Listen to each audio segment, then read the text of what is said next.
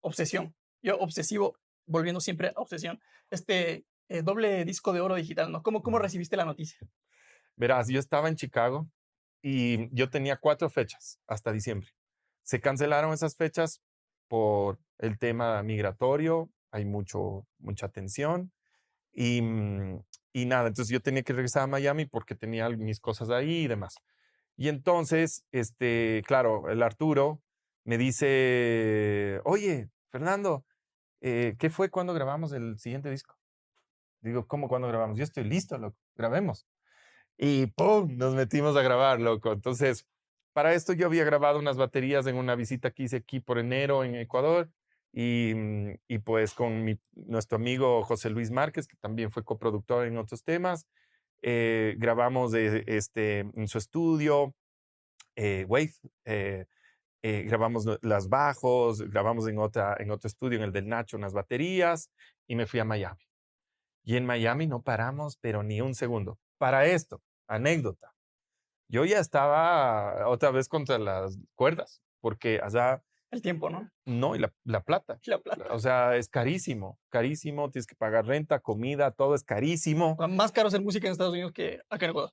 Más caro Y más que... difícil también. Olvídate, olvídate. No digo que no es Por posible. eso te devolviste. No es posible. No, yo creo que tengo un poco de sensación de que México finalmente regresó a ver, y siento que todo lo importante yo lo hice como Ecuador. O sea, yo por donde voy, no es que soy el artista estadounidense ni el artista de otro país.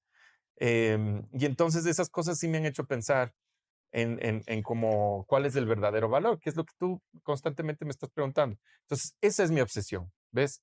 Mi obsesión es como todo el tiempo por ahí te dicen, no, no uses tu acento. Y yo, ¿cómo así? No voy a dejar de hablar así jamás, ¿cachas? O no sé, por decirte, tengo unos colegas, que no voy a decir los nombres, suena mucho a Ecuador.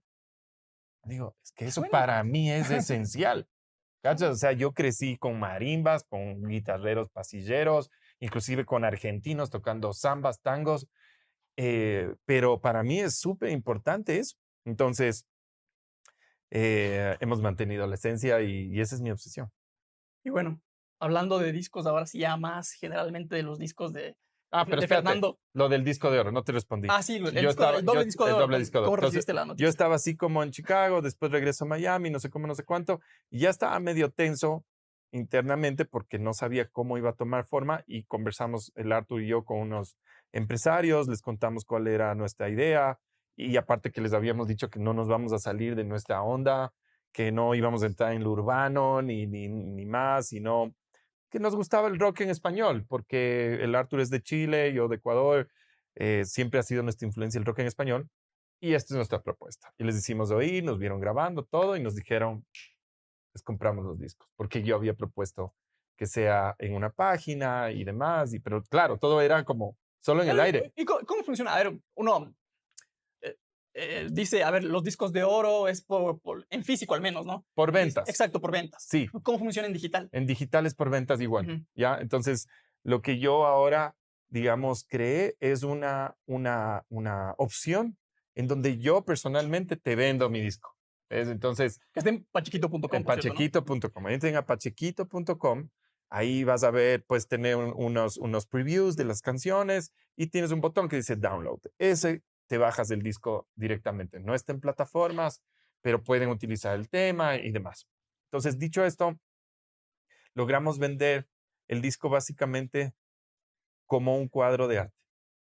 Y ahora lo podemos comercializar con ustedes, ahora lo podemos compartir y pues el proceso sigue en negociación. Y bueno, esto es lo curioso con el disco Obsesión, pero como decía al principio de la entrevista, Fernando Pacheco tiene un tema con los discos porque la forma en que los promocionas, o sea, eres único en eso, ¿no? Mm, Y ahí volvemos con el tema del pirata original, ¿no? ujú, sí, Y aparte tu relación con el tema de los sí, eh, porque después también en tu siguiente disco, Tributo a los Míos, entiendo, sí, sí, hiciste también una especie como de alianza, se podría decir, para vender los discos con los que vendían los discos, ¿no? O exacto. sea, O sea, despierto O sea, tú conciencia. para promocionar. Exacto. O sea, verás, más que promoción, Robert, es un tema de generar conciencia directa hacia nuestro trabajo. Porque los músicos vivimos de eso, loco. O sea, si tú mañana armas un disco en donde tengas canciones propias, tienes que vender esas canciones porque tú estás invirtiendo en estudio, en músicos, en, qué sé yo, en arte, el diseñador, o sea, es toda una estructura. Nosotros estamos aquí gracias a mi equipo de comunicación, a los PR y demás. Entonces, nada es así del cielo. Entonces, uno tiene que encontrar la forma de que eso se vuelva recursivo y que se vuelva autosustentable. Por lo tanto, nosotros vendíamos discos, ¿cachas? Y esa era la forma de negociar también con una disquera. Pero ahora todo es digital y Oye, y eso te iba a decir, o sea, antes de que te pases ese tema, porque, a ver, en 2006, 2005, 2006, el enemigo, digamos, entre comillas, era el pirata, pirata, ¿no? ¿Quién es el enemigo ahora del músico? el ¿Las mismo el plataformas pirata o las legal, plataformas? el pirata legal. El pirata legal, ¿no? Ese es el pirata Por legal. eso Obsesión no está No está ahí, en plataformas, ¿no? no está en plataformas por ahora. Por Ya, ahora. por eso te digo, creo que es una guerra perdida en esa parte, porque cuando yo hice esta gestión, mi plan era que nosotros, o sea, que el público, no los músicos, el público pueda tener un pedazo de conciencia y se dé cuenta de la cantidad de esfuerzo que hace un artista para tener una canción o un disco o demás. Entonces, cuando yo salía a vender el disco en la calle, tenía muchas aventuras, ¿ves? O sea, y una de las aventuras principales fue que me di cuenta que el vendedor de la calle no era el que te quería hacer daño, ¿cachas? Él era un comerciante. Entonces ellos me decían, no, yo no tengo la culpa, jefe, no sé qué. Yo, bueno, bla, bla, bla, bla. Y de ahí eso tuvo una repercusión política inclusive, a tal punto que pues ahí me llamaron y me dijeron, queremos hacerte una propuesta, analicemos, veamos y bla, bla, bla. Y apareció Robert Tipanguano y que él era dueño con su familia de una tienda de discos informales, que después ya ellos hicieron un giro espectacular para vender películas y música original.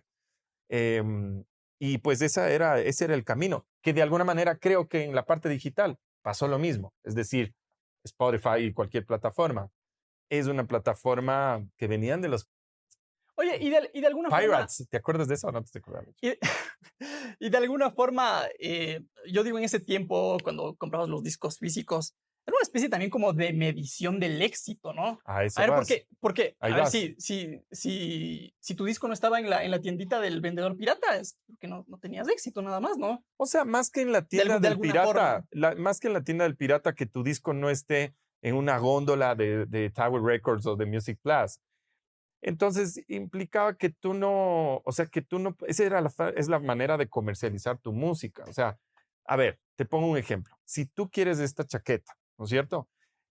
Tú tienes que tener un local en donde vas a ir a probarte, a comprar, bla, bla, bla. Eso era Tower Records en su momento. Entonces tú ibas y veías el catálogo de discos donde te acercabas, no sé, ¿cuál es tu grupo favorito? Así, al azar, dime uno. No Cualquiera. sé, The Clash, Ya, digamos. The Clash. Entonces ibas a The Clash, había unos audífonos y tú ibas a oír el nuevo disco. Ahí oías el nuevo disco. Ujú. Y cuando oías el nuevo disco, cosa que de alguna manera, no me acuerdo ahorita el nombre del fundador de Spotify, el sueco, el argumento de él es que los consumidores no tienen por qué comprar un disco si les gustaba solo una canción. Claro. Entonces, pero la labor era que tú vayas y tú escuches ese disco y que digas, ok, quiero este disco o no. Entonces, es medio contradictorio, pero a su vez, Steve Jobs, a pensar, fue un genio porque en cambio él te puso la plataforma y todo lo que tú, o sea, él te cobraba porque tú pongas tu disco en la plataforma, cosa que me parecía bueno, era un servicio a nivel mundial y te pagaba todo lo que te pagaba la gente, te iba a tu cuenta. Eso no hace Spotify.